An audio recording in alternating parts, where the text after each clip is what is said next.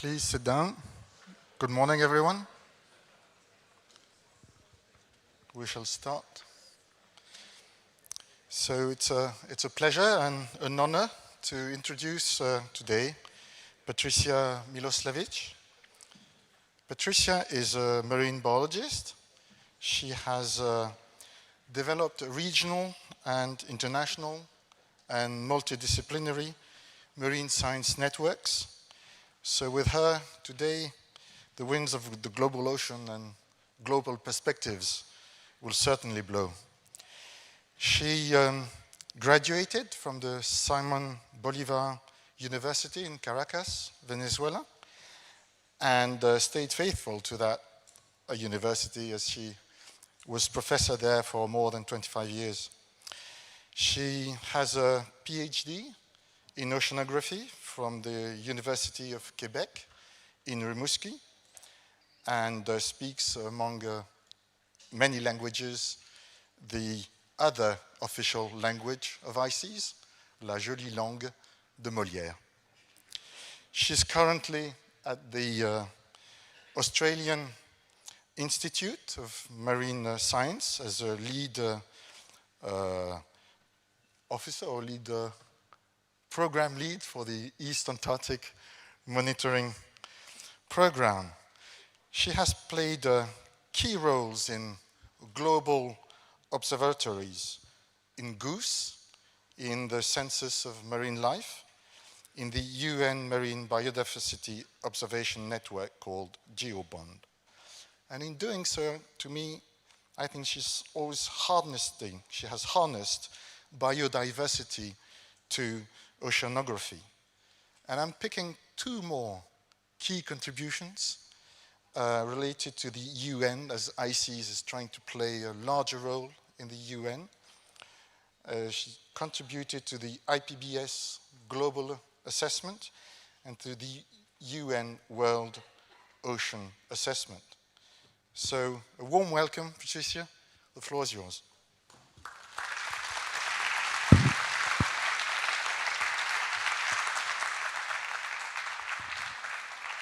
Thank you very much, Pierre. Hello, everyone. Good morning. Thank you very much for being here. I am very aware that being here at 9 o'clock after the dinner last night requires commitment. So thank you very much, and I appreciate that. Thanks, Pierre, for the nice introduction. Thanks very much, Jorn, for that invitation to come here. Thanks to ICES for bringing me here. Agur to this beautiful region. I really love it. This is the second time I come, and the organizers here have made a wonderful job. So thank you very much.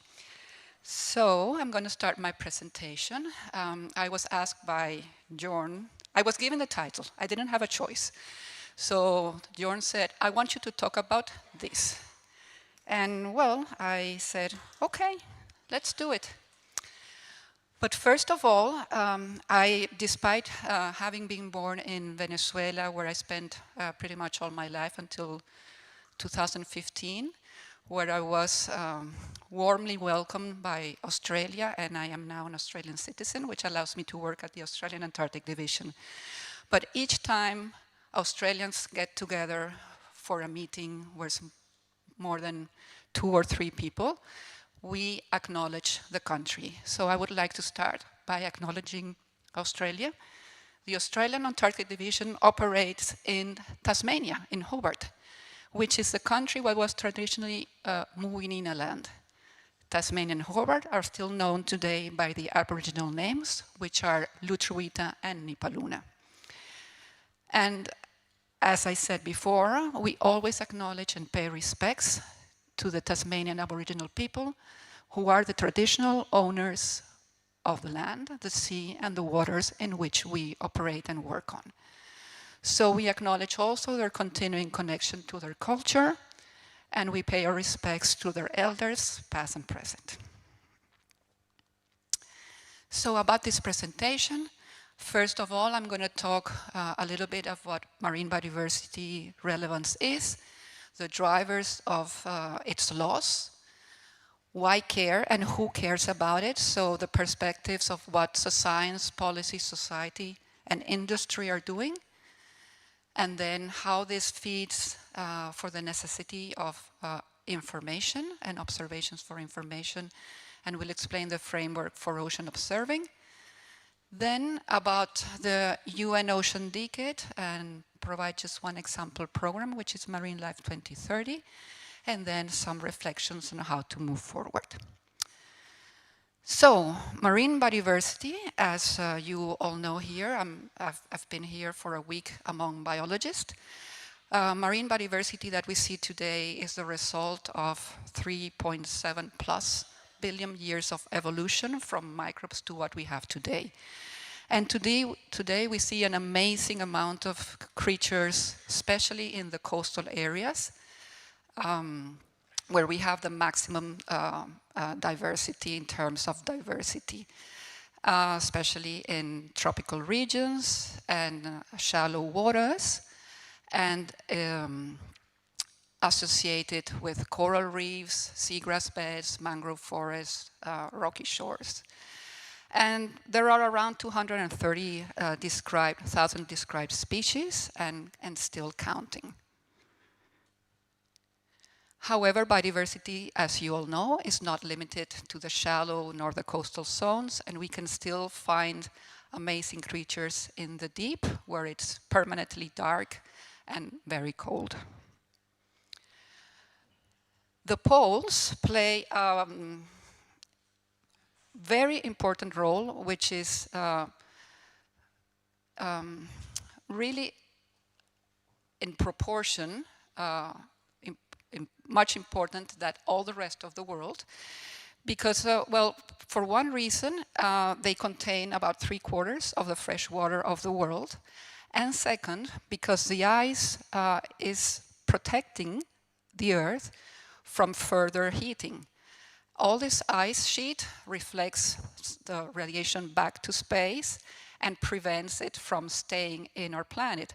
So as climate change proceeds and we see more warming, the ice sheets are kind of melting, as you have seen in the news, and this reduces the capacity of the planet to send back the radiation, generating more heat, affecting all the global system. So marine biodiversity, as we all know, supports the healthy functioning of the ocean, and the services it provides to society are really critical for sustainable development and for our own well-being across all sectors, from economy, social, and environmental topics.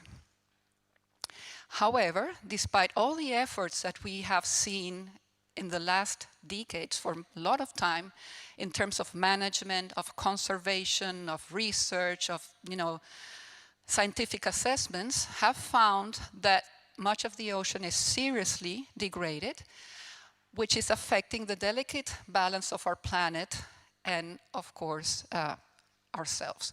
So this degradation is not only threatening marine life, it threatens us directly.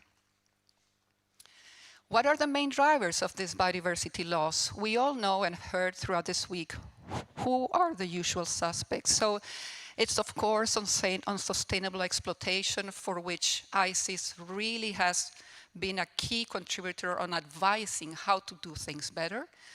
Of course, habitat loss by either replacing an ecosystem by development, urban development, or others.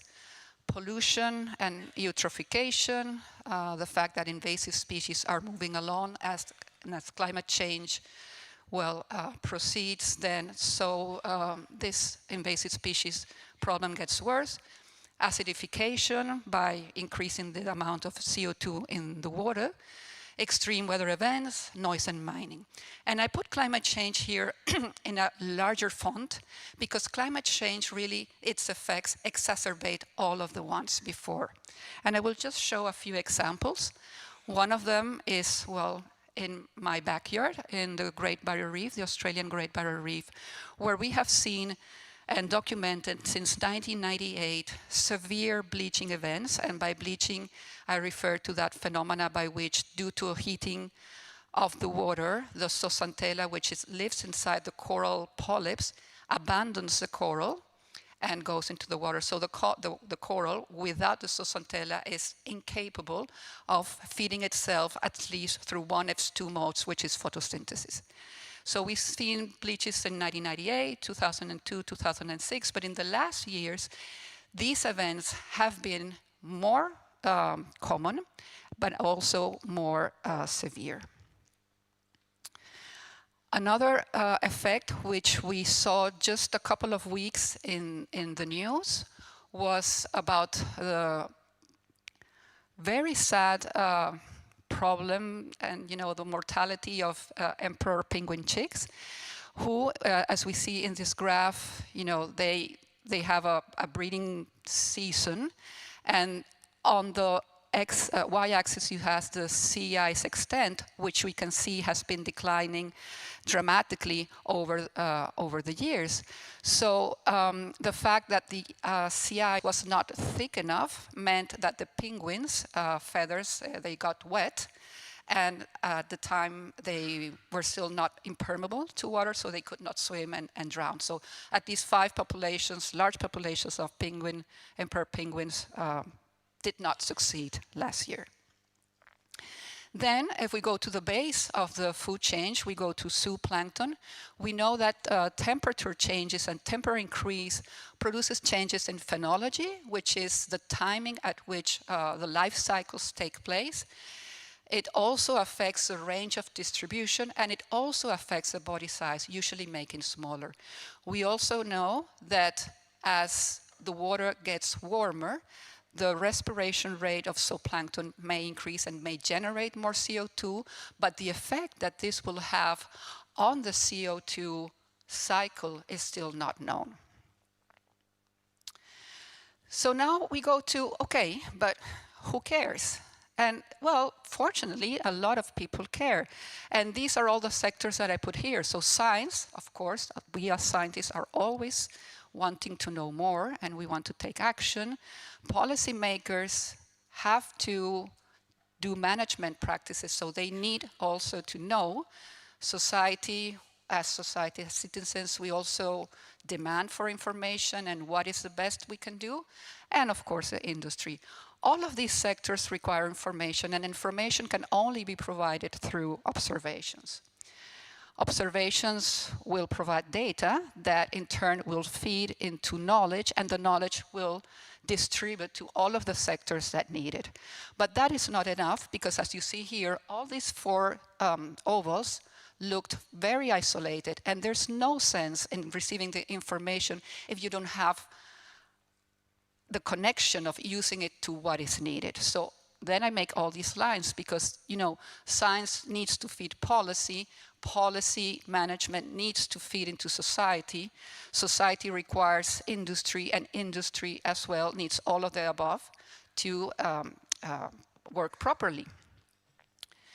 So let's go to what does each of these do. So science, let's start with science. Science, I want to here bring the case of a wonderful program in the decade of 2000 to 2010, which was the Census of Marine Life, which established a baseline of marine biodiversity known for that time.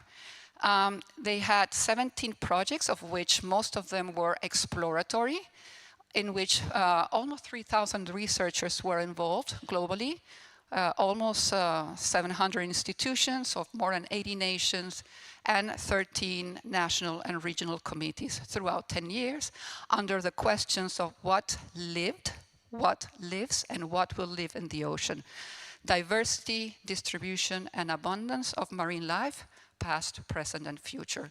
So it was a really nice framework, and some of the outcomes after 10 years were, in the first place, able to identify the biodiversity, marine biodiversity hotspots, being Southeast Asia and all that region that you see there in red in the map on your left, with regions around Australia, waters around Australia and Japan being the ones that have documented the most number of species.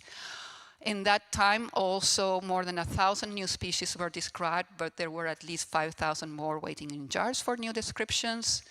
As for the known diversity, we were able to see that at least 50% of the known diversity of all those 230,000 species that I mentioned were made basically by three main taxonomic groups, which are the crustaceans, the mollusks, and the fishes. That the endemicity, meaning, you know, who is from one region only, was very high in the global south. And finally, that our knowledge is quite superficial, which is the graph on your right, for which the Census of Marine Life established a database called the Ocean Biodiversity Information System. And as you can see, the records are higher in terms of presence in shallow waters or towards the coast. So that's what I say, that our knowledge is quite superficial. And finally, that marine life is more diverse, more connected, and more altered than we thought. But what have we done since then? So Census of Marine Life established a baseline in 2010, and since then, of course, the scientific community has continued to work very actively. And here we have a graph of the number of papers published since 2000. And we can see that in the last 10 years, there have been 475,000, an estimate, papers that mention specifically marine biodiversity in these areas of biology, of business, economics. Of course, the majority have been in papers related to environmental science and biology, but it's not a negligible amount of knowledge that has been produced here. What does the scientific community also do related to marine biodiversity? Well, they established in 2008 the World Conferences in Marine Biodiversity. The first one was organized and founded by MARBEF, which is the Marine Biodiversity and Ecosystem Functioning Network of Excellence of the European Union. But since 2014, the conference became under the umbrella of the International Association for Biological Oceanography. And this conference brings together, as this one, people from all around the world interested in marine biodiversity. And each conference brings at least 500, 600 people registered, and it's still growing. So we've had it more or less, despite COVID, more or less regularly between every 3 to 4 years. And the next one will be in 2026 in Bruges. The scientific community also continues to feed data into the Ocean Biodiversity Information System, which is a global open access data and information clearinghouse mechanism on marine biodiversity for science and conservation and sustainable development.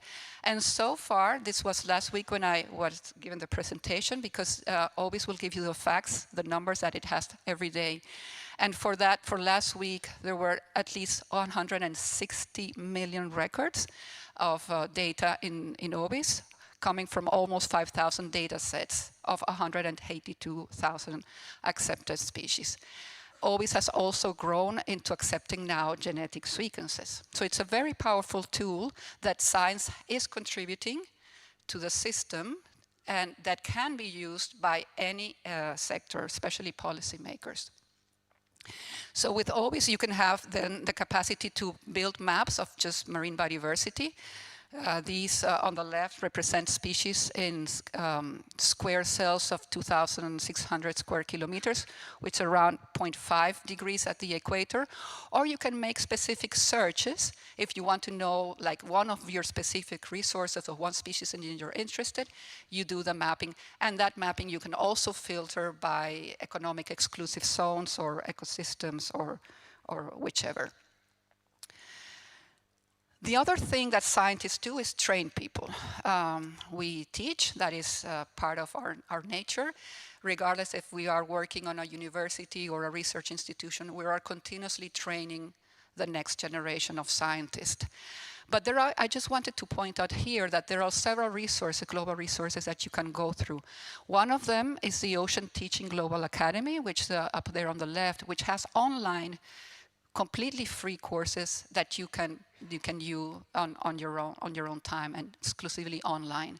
The Ocean Teaching Global Academy has, in addition to these online repositories, it does organize in-person training sessions in several of its regional nodes throughout the world that actually give the courses in the regional language. So it's quite useful and powerful. Then we have SCORE. Then we have SCORE, the Scientific Committee on Oceanic Research, that has several capacity development programs, like funding early careers to attend meetings, funding with the Partnership for the Ocean, for the observation of the global ocean, early careers to do internships of 1 to 3 months in a lab to train on different methods, and also has a visiting scholar program in which any of you can propose to go and teach for a week or 2 weeks to a developing country and develop capacity. There's also a platform called the Ocean Best Practice, in which if you have methods, you put it in there, and then these are accepted best practices that are available for everyone to use. Like if you want to start sampling a rocky shore and you have no idea how to do that, then you come to Ocean Best Practice and browse and see what are the recognized practices that people use to do such a thing. So that's about science, and of course we do more, but I just summarize here the most important things. But then there's also, we move to policy. In policy, I'm going to start, the overarching, which are the intergovernmental organizations. And we saw on the first day, Paula called it the horrendograph, where he put all that constellation of intergovernmental organization. It's really overwhelming. So I'm just going to talk here about the Intergovernmental Oceanographic Commission, and of course of ICES, very briefly.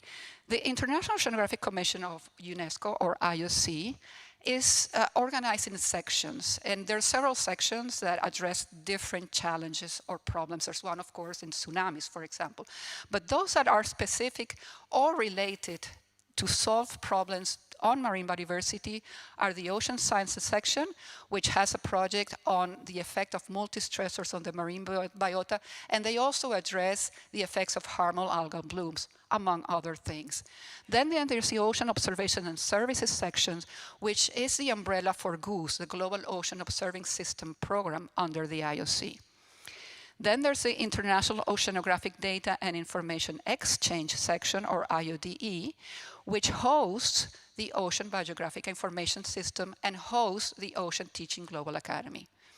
Then there's the Marine Policy and Regional Coordination, which hosts the UN Ocean Decade, and there's a section on ocean literacy. That, and in addition, there's the regional subcommissions, of which there's one for Africa, from West Pacific, the Caribbean, and the Indian regions. As for ICES, I'm of course not going to go into any details here because I'm probably the person that knows the least about ICES in this room. But ICES also contributes to address biodiversity, marine biodiversity issues through its expert groups, through its journal publications, all the data, and the conference like this that it organizes regularly, bringing together lots of people to discuss pressing issues, innovation, technologies, and so forth. Policy also has a framework of international binding agreements. And I'm just being very simplistic here by just selecting those multilateral binding agreements that are global, that are, so more than one country is involved, and that are very specifically addressing marine biodiversity. One is the Convention on Biological Diversity, or the CBD, which was established in the early 80s. Early 90s, and has around 200 signatories. The Convention for the Conservation of Antarctic Marine Resources, or CAMLR, which was established in the early 80s, and this one has around 30 members that are signatories. Then the United Nations Convention on the Law of the Sea, or UNCLOS, which was also signed in the early 90s. And has around 160 member states. and then the UN Sustainable Development Goals, or the specifically addressing SDG 14. So all of these conventions, of course, require that those that sign have reporting obligations. And that's when the scientists also contribute to policy through all of these assessments. So the main assessment that has been related to marine biodiversity have been done by the Intergovernmental Platform on Biodiversity and Ecosystem Services, or IPBES, founded in 2012 and housed almost 200 member states. The Intergovernmental Panel on Climate Change, or IPCC, funded in the late 80s. The World Ocean Assessment, which is a UN regular process that started in 2000. It started around 2010 to make the first report by 2015.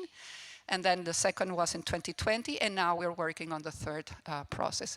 And the Global Biodiversity Outlook of the Convention on Biological Diversity, that started in 2007 and continuously reports. Good news about policy came last year, one this year and the next slide is from last year, which was a signature of the Biodiversity Beyond National Jurisdiction Treaty, or simply BBNJ for short, which will now be a new legally binding agreement like those in the previous slide. But this one specifically on the conservation and sustainable use of marine biological diversity beyond areas of national jurisdiction.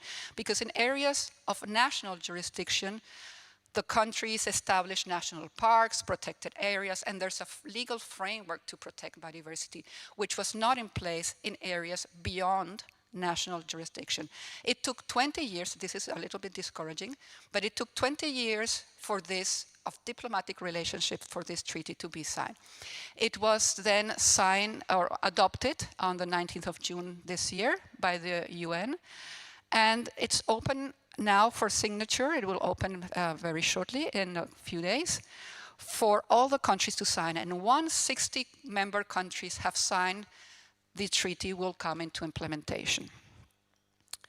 Another good news that came last year was the Kunming-Montreal Global Biodiversity Framework, or GBF, which was adopted at the Convention for Biological Diversity Convention of the Parties number 15, in which 188 governments signed, which aims to address biodiversity loss, restore ecosystem, protect indigenous rights. And also, it includes concrete measures to actually halt and reverse nature loss, protecting 30% of the planet and 30% of degraded ecosystems by 2030. This is not just marine, this is like a global success. And it includes proposals to increase finance to developing countries, which was one of the final major issues in the discussions. So now let's move to society. What role is society playing? Well, society plays many roles, and one of them I would like to highlight the importance of the non-governmental organizations, which are usually run by citizens, professionals that just want to make things better. There are hundreds and hundreds of NGOs that address marine biodiversity, and I just wanted to bring this case here, which is Marine Bio, because Marine Bio is like an umbrella under which many of these organizations and NGOs are coming together. Just around 50 specifically related to marine biodiversity come here. Society also plays a big role in demanding and wanting to be informed. And so the communication from science and policy towards society, it's a channel that must keep flowing. And I'm going to show you here just a couple of examples. I just mentioned before the IPBES Global Assessment. The IPBES Global Assessment, when it was launched, it was the 9th of May of 2019, when it was finally approved by the member countries, and everybody was happy with what it said, and everybody signed like, yes, this is it. There was, of course, all the media was there. And just to give you an idea, from that day until the rest of the year, there were 39,000 plus online articles estimating that there were 1.12 billion actual impressions. So all of this material was available to read.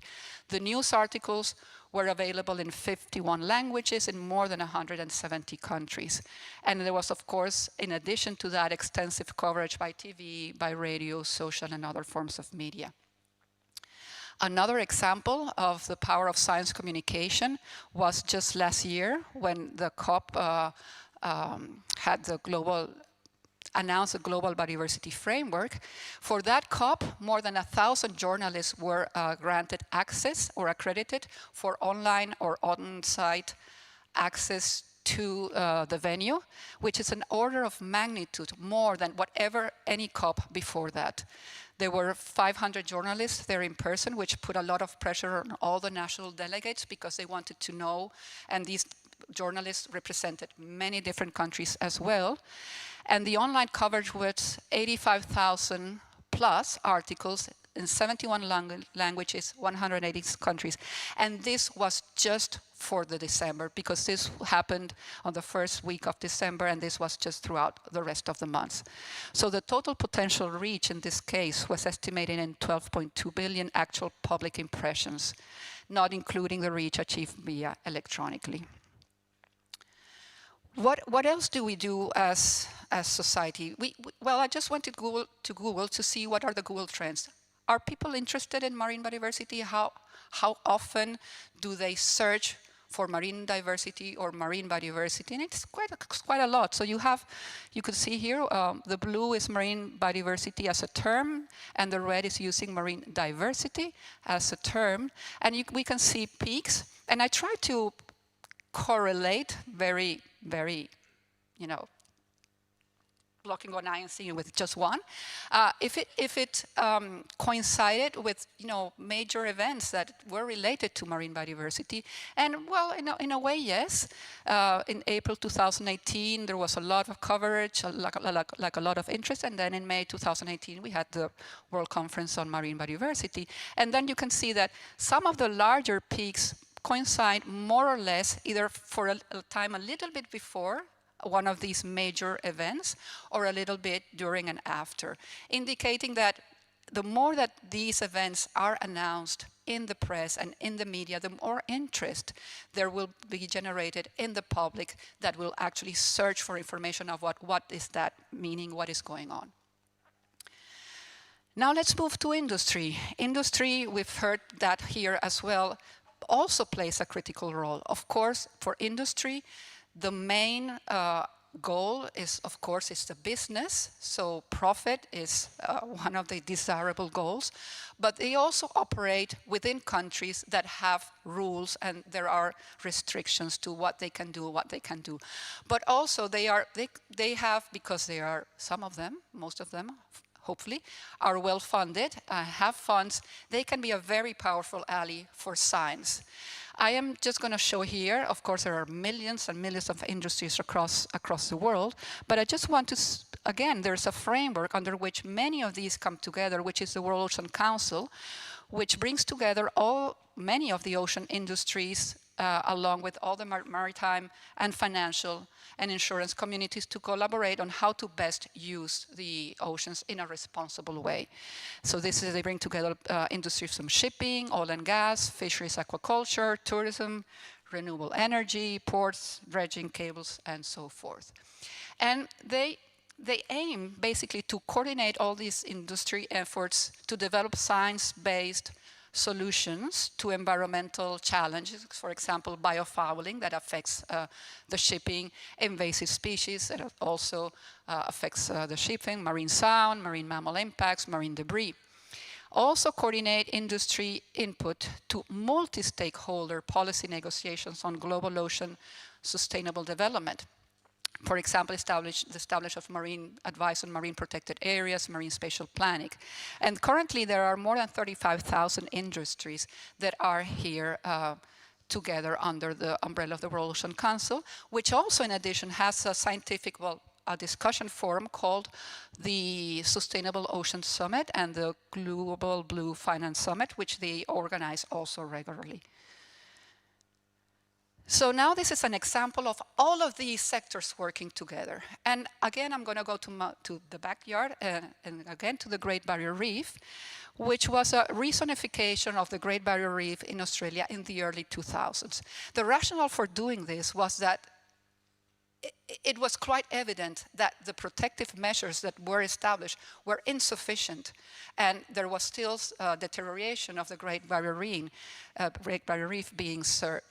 So that was the rationale, and then the authority that is responsible for the management of the Great Barrier Reef, called Great Barrier Reef Marine Park Authority, or the horrible acronym of GBROMPA, made a multi-phase formal public participation process in which they brought the experts and all stakeholders, the local communities, those that did commercial fishing, recreational fishing, federal and state politicians, the indigenous people, tourism operators, conservation groups, everyone into the picture through meetings, public information sessions, submission process, and a lot of advertising to bring everything, all the ideas together. We're able to have an outcome that the entire marine park, more than 300,000 square kilometers, was rezoned in 2004, increasing the number of no-take zones from less than 5% to more than 33%. So still, well, all of these sectors, as I said at the beginning, rely on data to actually support their economic, cultural, social, environmental activities and our well-being. And for this, sustained observations of marine biodiversity are really essential for better understanding how society and ocean ecosystems and the marine life they host are affected by climate change and other drivers of biodiversity loss. So I want to bring this graph that we published in 2018, in which we made a survey of how many programs are out there measuring on a sustained way, like sustainably throughout the years, marine biodiversity. And well, we started, though some went back to 1900 and then all the way to 2010 when this paper was done, and the spatial extent at which they operated, if they were little, like within the 1,000 kilometers, so very local, or if they were really large programs. But the interesting thing that I'm bringing today is that, again, I tried to bring together historical events that happened that could potentially explain why these curves really stepped up after the 70s. So, well, we go back and we have here one of the oldest survey, which is a continuous plankton recorder, I think, in 1931, which started. But there are several milestones that happened throughout history that really pushed forward for the need and the expansion of biological observation. SCORE, the Scientific Committee on Oceanic Research, was established in 1957. The Intergovernmental Oceanographic Commission of UNESCO was established in 1961.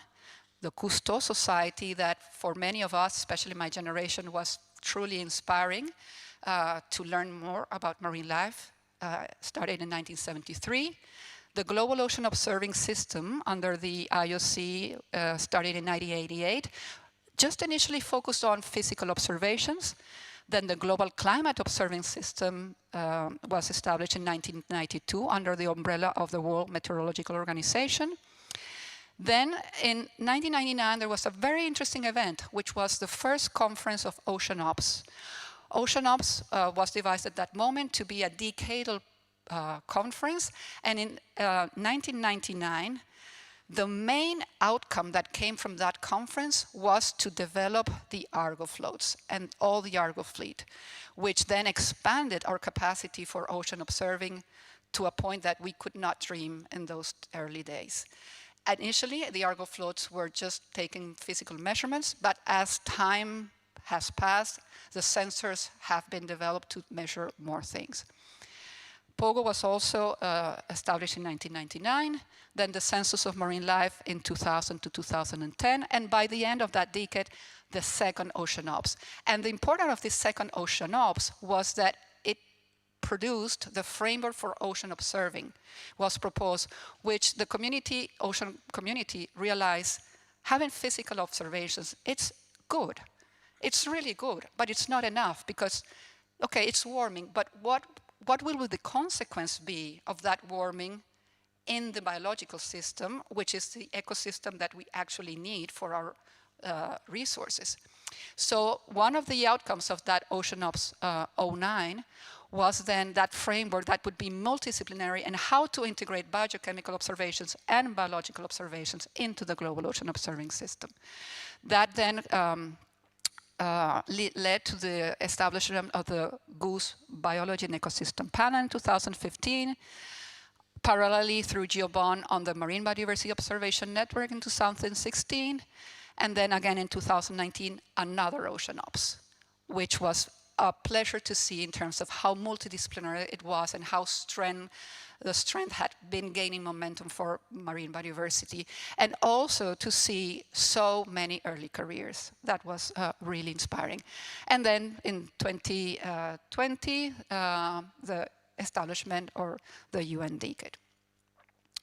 So what is a framework for ocean observing? I've mentioned before, it's about integrating into the observing system different observations from physics to biochemistry to biology through a series of inputs which are defined essential ocean variables, a process of observations, deployment and maintenance through a constellation of satellites, buoys, moorings, Argo floats, networks that measure things to produce outputs, which is the data, and making this data available or fair, findable, accessible, interoperable, or reusable, and then that feeding into that delivery of services to end users so they can make, at the level of the policy, forecast assessments and policy management. So how to identify essential ocean variables? Well, for physics it was a long time ago, and it was basically to address climate issues, so the temperature, waves, salinity, and all of these things. But when we came to biology, what biological measurements should be selected or identified, it was basically that they should have the highest impact in society, meaning relevant to solve science questions and address societal needs, but also to contribute to improve the management of resources. But at the same time, being realistic. Not everything can be done, even if you dream high.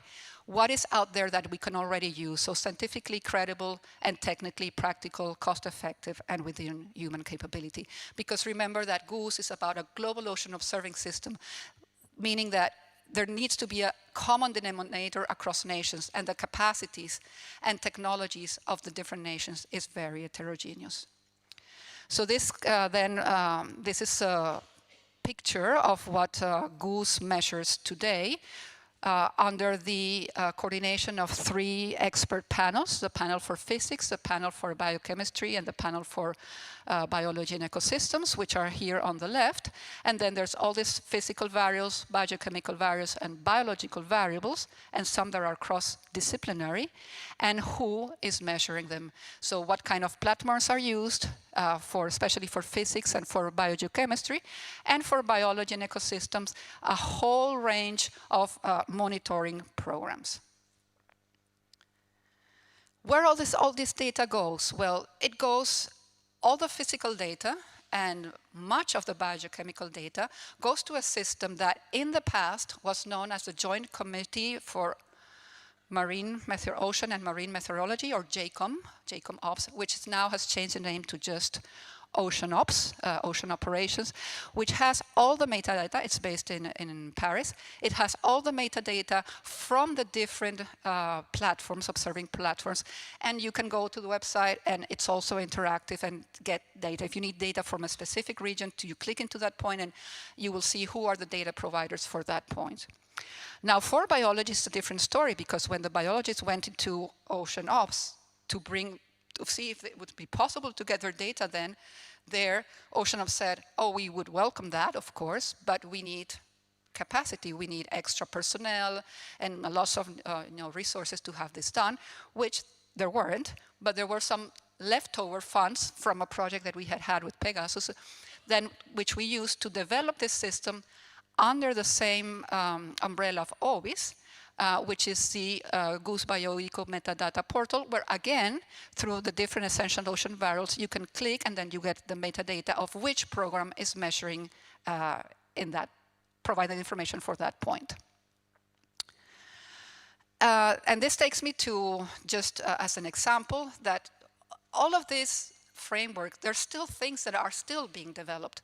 I moved to Australia recently. I took this position, and my responsibility is to develop an East Antarctic monitoring program. If you see the map there, the Antarctic is divided in East and West Antarctic.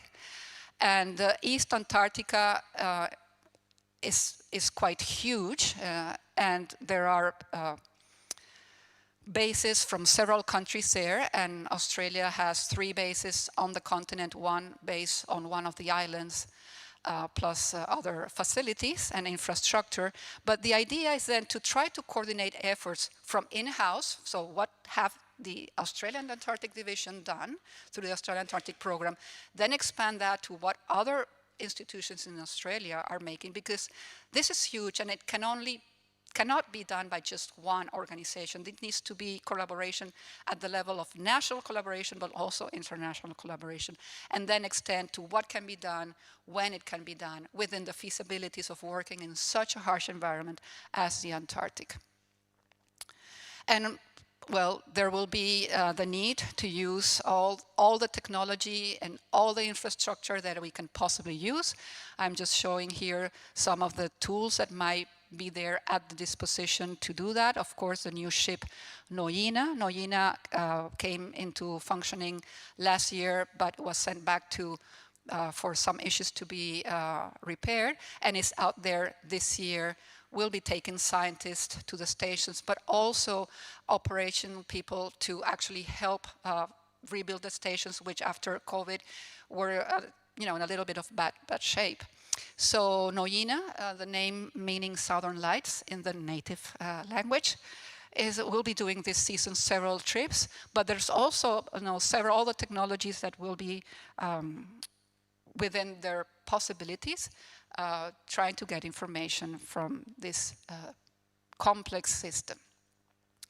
Now let's go to the UN Ocean Decade. So how all of these sectors, all of these ideas, all of these communities get together. And the UN Ocean Decade, which was declared from 2021 to 2030, is providing a platform in which all stakeholders get together to address ocean challenges. The challenges, you can read them here, but all of them, in a way or another, relate to marine biodiversity. But specifically, number 2 is about the protection and restoration of ecosystems and biodiversity. Each of these challenges will be addressed by an expert group of scientists and other stakeholders that will produce white papers with a strategy of how this challenge needs to be addressed. And this will include, well, who are the users of the information? Who needs this information? What resources do we need in terms of money, in terms of infrastructure, in terms of capacity, in terms of technology? What are the innovations that can be, that are needed? And finally, what are the metrics of success, or what do we need at the end as indicators to allow us to know if we're doing things right? So as outcomes of the decade, we hope, well, the UN hopes, to achieve by the end a clean ocean where pollution is identified, removed ideally, a healthy and resilient ocean where marine ecosystems are managed and protected, a productive ocean where food security is secured, a predicted ocean in which society can respond to changing ocean conditions like hazards and extreme events and all that, and the changing of how fisheries will be affected as the marine biodiversity moves from one place to the other. A safe ocean where livelihoods are protected from ocean hazards. Accessible ocean, meaning that the data and the knowledge generated is there for everyone to use as needed. And then an inspiring and engaging ocean, meaning that society values and understands the ocean for human well-being. If you go to the website, you can then filter, because how we're doing this is by calling for actions. The actions can be contributions, programs, or projects. And then when an action is proposed, it needs to specify which of the challenges it will be addressing and also which of the ocean basins it will be addressing. And I just filter here to give you an idea. I went for type of action program. Challenges just went to 2, which is expand the global ocean observing system and protecting and restoring the ecosystems. And then for all ocean basins, which led me to a total of 10 programs. One is Marine Life 2030, another one Ocean Molecular Observing Network, several on deep sea, the Early Career Ocean Professionals or ECOPS network, which early careers that are here, I encourage you to join to learn for opportunities and to start getting engaged in these international processes. And just as an example, I wanted to talk about Marine Life 2030 very briefly, which currently is acting as the umbrella for 22 endorsed projects. And they aim to be a globally coordinated system to deliver actionable, transdisciplinary knowledge of ocean life to those who need it, and promote human well-being and sustainable and ocean conservation. So they aim to be, at the end, become a multi-stakeholder community of practice and unite the existing technologies and bring partners into a global interoperable network, advance observations to forecast about what's going to happen with marine life, and to build and exchange capacity to support a healthy ocean. So that is a broad and very, very restrained panorama of what tools we have. Question that Jorn made me. Are current tools enough? Well, it seems like, wow, a lot is being done. And I agree, a lot is being done. But still the biodiversity crisis is out there. And all this is happening. So there's a lot, there's a lot of talking, there's a lot of conversation, but sometimes there's not enough actions. And why is it not enough action? Well, because the ocean is huge. And the communities, you put all of these sectors together and you get a few million people at the most, not including the full society, of course. But there's just not enough people, and there's not just enough resources. So people, and by resources I mean people and money. Money first. All of these things are sadly very, very underfunded. The UN Decade, for example, it looks very pretty. It's a wonderful umbrella to bring people together and have conversations of, across disciplines. There's no money in it. It's not a funding mechanism. Okay, but the Global Ocean Observing System, you have the Argo floats, you have everything. What guarantees that the Argo floats, those that maintain the Argo floats, will have the resources to continue to do it in the future? And even the Argo floats that we have today, just to mention one of the platforms, will continue in the future. And it's still not enough, the data that they are producing. There's still many gaps. Then we go, okay, that's funding. But what about resources? If we had all the money we could possibly desire, would we be able to do this globally? And my humble opinion is that no, because there's not enough people doing things. You you can hire armies of people, and you can collect all the information. But this is a pyramid of knowledge that collecting informations, managing the technologies, and then you get the data, and then you have to analyze the data, and then you have to interpret the data, and then you have to do the models. And the people who can do all of these steps until you get high up here to getting, all the analysis, interpretation, the modeling, it takes a long time to do that. So it's something that right now, at this moment, we're just not enough. Ask any modeler. They are so overcommitted because they just not have enough time to do everything that they are asked to do. So that's one thing. Let's go back to our graph. So we have all the sectors interacting together, asking for knowledge. The knowledge comes from data. One of the things that we need to do is really making those lines a little bit thicker. It's just too thin. We have the conversations with industry, these forums get together, but how many of you have actually gone to one of these World Ocean Council forums to actually talk to industry? Probably not many. And so these are the efforts that need to be really strengthened, because otherwise we won't be able to really get out of these individual silos in which we are now. As much as we are already interacting, we're still quite into our own things. Then there's also the communication. We need to communicate and communicate and communicate and communicate. And when you're tired and somebody's listening, like you probably be very soon, or if you're not ready, or just now, keep communicating. The message needs to go out there. And then, well, a suggestion from the IPBES report was transformative change. And what is transformative change? Well, there's a whole 8 billion people here on the planet. So some of them are working on the science and the policy and the industry, but every one of us need to really think about, things are not going to stop.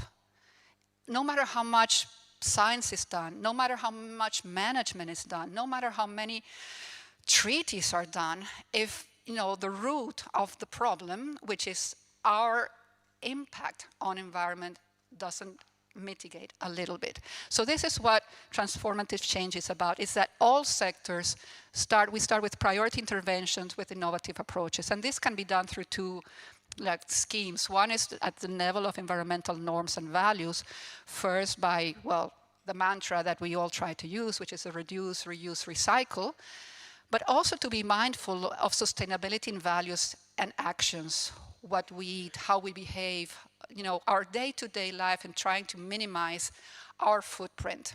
Every little effort, even if you think it's not enough, it always adds. And then to be environmentally responsible, to have environmental technology and innovations. If you're going to build a ship, make this ship a quiet ship. If you're going to do any of the innovations that you need to actually get the data, try to make one that is as environmentally friendly as possible. Then at the level of government policies and public-private initiatives, try to strengthen local economies so that, the buy local thing, strengthening what's already there and trying to minimize that footprint of bringing things from so far away. And also to give positive incentives and ethical standards to things that have ethical standards and certifications.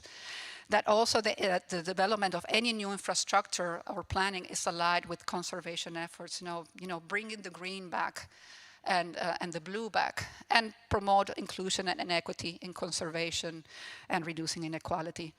So this is something that all of us can put our parts, and we of course need to continue to making pressure, and as I say, the communication and the communication and the communication. And I want to cite Karen Evans, from a colleague from CSRO, and she's actually the chair of the biology and ecosystem panel. A few weeks ago, we were at a meeting for the Southern Ocean Observation as a symposium. And she said, we have to continue to inject the ocean in every conversation, no matter who's listening. Just, hammer it as much as you can, because a healthy ocean means a healthy marine biodiversity, and it reflects on our own well-being. So with that, I think I'm done, and thank you very much for listening.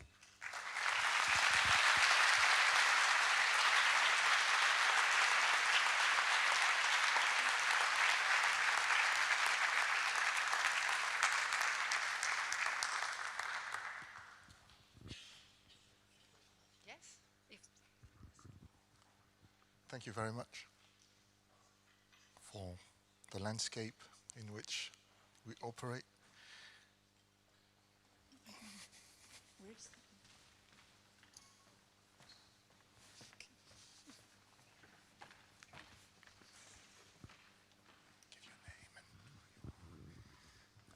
Hi, Enrique Kortzer. I'm at Rutgers University.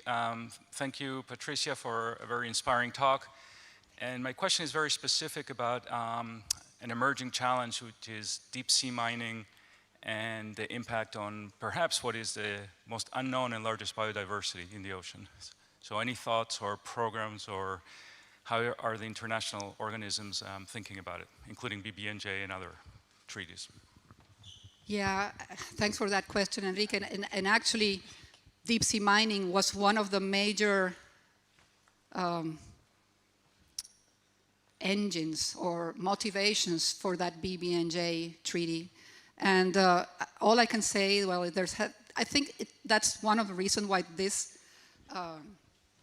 BBNJ agreement took so long, because the conversations were really hard, and they included for sure the protection of marine resources at the bottom. So the International Seabed Authority that manages all that, the deep seabed, was also involved in the conversations. There are several projects within the UN decade, especially those on deep sea, that are very aware of this issue. And one of their goals will be to map the seabed, to try to identify where these very diverse and unique communities are, like chemocytic ecosystems, like sulfur vents and all of that, to try to establish areas, biodiversity beyond national jurisdiction, to try to get then, if possible, try to make protected areas there. So yes, it is on the table, but maybe it's not happening as fast as we want. But having that treaty, and I hope that we will get the signatures as soon as possible, will certainly help.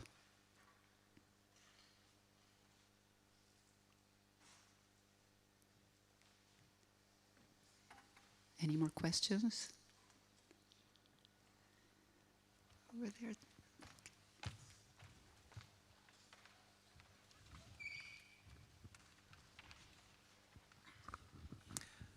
I'm Kjetil Hindar from the Norwegian Institute for Nature Research. In the conference, ASC conference in 60 years, how do you think they will view our generation, like the generation that acquired so much knowledge and understanding, or as the generations that let the world go down the drain? Oh my goodness, what a question.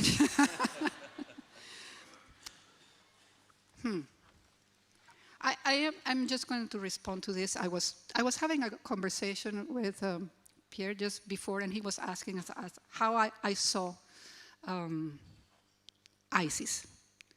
I have not really been involved with ICES before, except for an agreement that I signed as executive director of SCORE last year with Bill from ICES to expand our collaboration and strengthen our, we have mutual interest in many things in that sense. When I was at SCORE, the Scientific Committee on Oceanic Research, and Pierre was asking me how do you see, in terms of expansion? And I think that this community is very good at and very focused on fisheries and informing about fisheries management, economy, even the link with industry, and it's very strong. And I think it's the strength and the core, and needs to continue.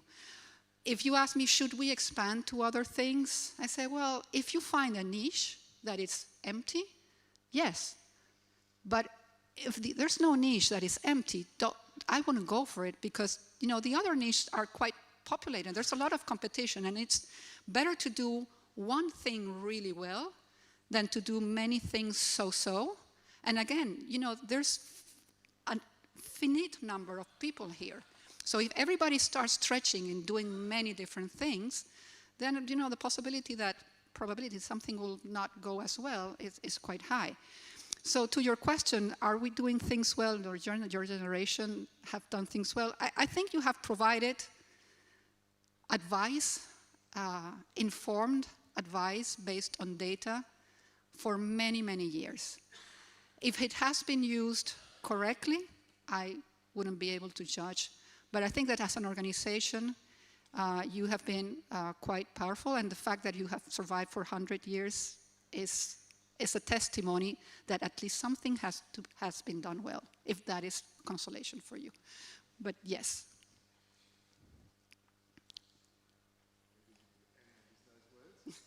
Okay. Thank you very much. Oh, yeah.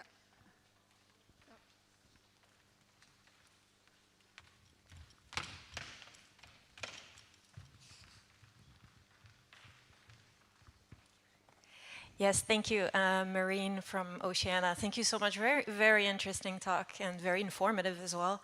Ever since I started working for Oceana about a year ago, I noticed that science and policy and industry do indeed work in silos, but NGOs actually have a tendency to bridge these gaps between these different sectors. But what I've also noticed is that there's quite a reluctance from academics to be associated with NGOs because of a fear to lose credibility and objectivity. So given their importance in bridging these sectors, do you have any advice as to how academics and scientists could maybe associate a bit more with them, and how we could solve this fear? I guess, Marina, thanks for that question. I guess that it all goes back to how credible that NGO is. If it's a new, very new NGO, it's very unlikely that, scientists will go for it because, they have their time quite limited and stretched, and they don't want to be associated with something that has still not a position in itself. But there are other NGOs that have been there. I put the example of SCORE. SCORE is a non-governmental organization. It has 60 years, and it's all science. It's all science. And scientists have no hesitation to put forward a working group to SCORE because SCORE has built the credibility of solid science, independent science, and of providing data. So, yeah, I would understand, but I wouldn't, if you're going to encourage a scientist to be part of an NGO and help, you really need to, explain really well that your NGO has the credibility, because there are many that do not have it. Yeah.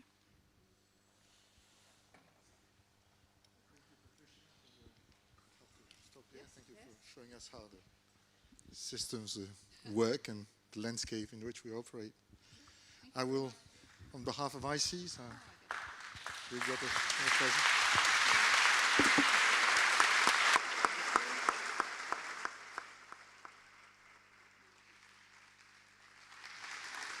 So now we break for coffee, and thank you very much.